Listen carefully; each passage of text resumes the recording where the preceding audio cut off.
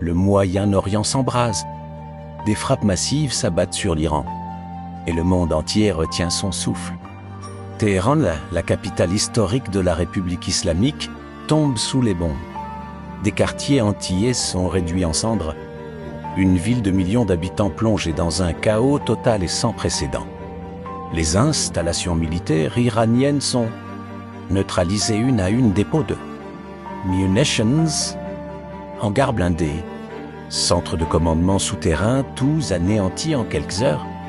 Ce n'est plus une frappe chirurgicale, c'est une campagne de destruction massive, méthodique et implacable.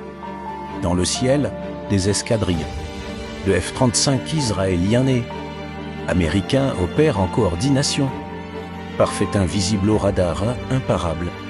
Surgissant de la nuit, Washington et Tel Aviv, une alliance scellée dans le feu et le sang, ont décidé ensemble de réécrire le visage du Moyen-Orient.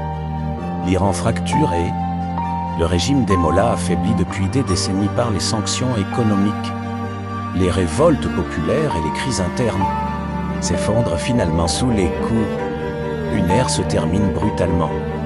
Les figures historiques du pouvoir iranien disparaissent dans l'ombre et la question brûlante se pose. Qui tiendra les rênes d'un pays ravagé, d'une nation en ruine?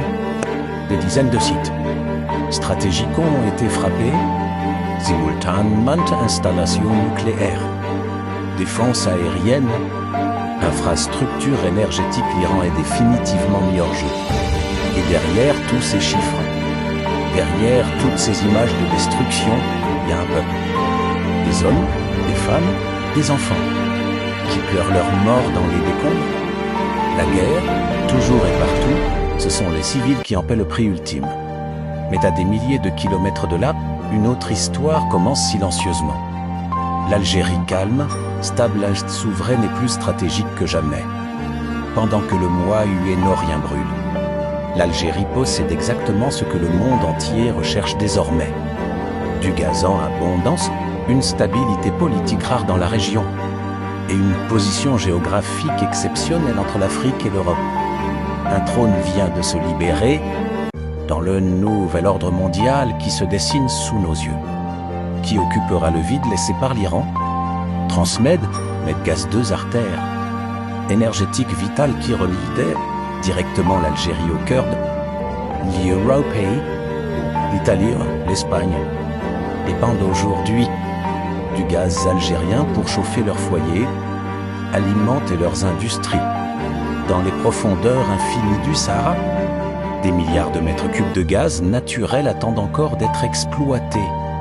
L'Algérie est littéralement assise sur une fortune colossale que le monde entier convoite. Alger n'est plus seulement une capitale nord-africaine.